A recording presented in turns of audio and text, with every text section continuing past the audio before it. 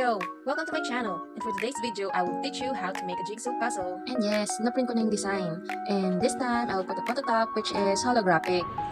Please bear with me guys, and I'll be using our local language, Taglish version or Filipino. Anyway, don't worry guys, lahat ng materials and equipments or tools na ginamit ko ay nasa caption, so see the link there.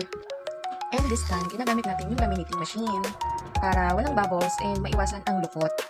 And nakaset as cold yung temperature natin kasi ang ating ginamit is cold laminating film. By the way, ang napili kong design dito is Saja Boys. Bakit? Kasi siya yung in and patok ngayon. So, ginawa ko lang siyang chibi style. Next process, cutting the edges. Oo, ang pangit naman kasi kung may white naman na margin yung gilid, di ba? Manual cutting nga lang pala tayo dito. Pero pwede din naman yung paper cutter or yung mga preferred nyo na gusto nyo gamitin cutter. And if you are new to my channel, please like and subscribe. And don't forget the notification bell para lagi kang updated sa lahat ng ginagawa ko na videos. And nakat na nga natin yung edges and we will cut it into pieces in 3, 2, 1. Super nice! O diba? And this time, I will introduce to you to a cutting machine. So, puzzle cutter siya. But before we put it on the puzzle cutter, syempre tatanggalin muna natin yung edges or susukatin muna natin yung kailangan natin. Ito nga pala yung foam board. Anyway, mahirap na palang hanapin tong material na to. So, alam niyo na, ang link ay nasa caption lang. And this foam board has adhesive na nga pala. So, pwede ka na rin mag-print sa photo paper lang or simple paper lang. Actually, pina-arte ko lang talaga yung ating puzzle. Gusto ko lang talaga siyang magandang tingnan. So, kaya nilagyan ko ng holographic phototop. And itong napag-printan ko nga pala is photo sticker. So, 135 GSM. Medyo nahirapan talaga ako din sa pagkakabit niyan kasi dalawa silang tinatanggalan ko ng pinaka-cover. There! So, yan. Cute na nga siya, diba? So, tatanggalin lang natin yung medyo dumidikit na may adhesive pa bago natin isa lang sa ating puzzle cutter. Next, ito na nga yung ating puzzle cutter. So, ilalagay natin, then ipapunch lang natin. First piece, let's check. Ang cute, diba? And take note, dapat naka-fit talaga yung dulo ng piece doon sa cutter. Medyo careful ka nga pala dapat pag gagamitin mo to. Nag-thickness test nga pala ako dyan. So, hindi siya pwede sa mga makakapal.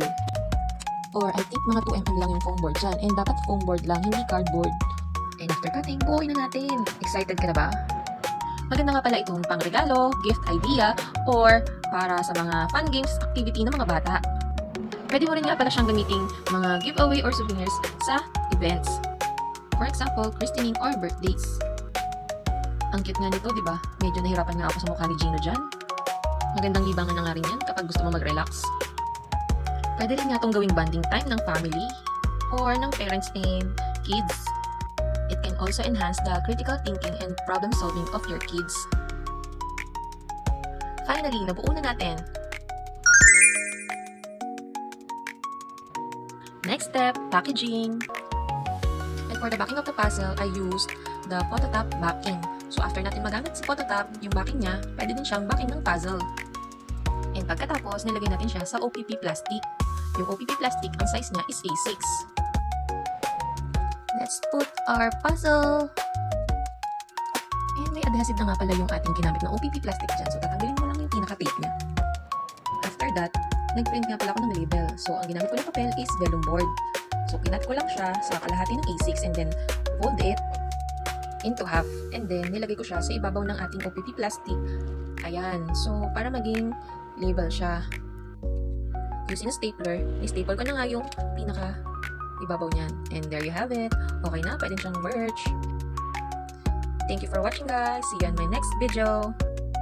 Don't forget to share, like, and subscribe. Bye!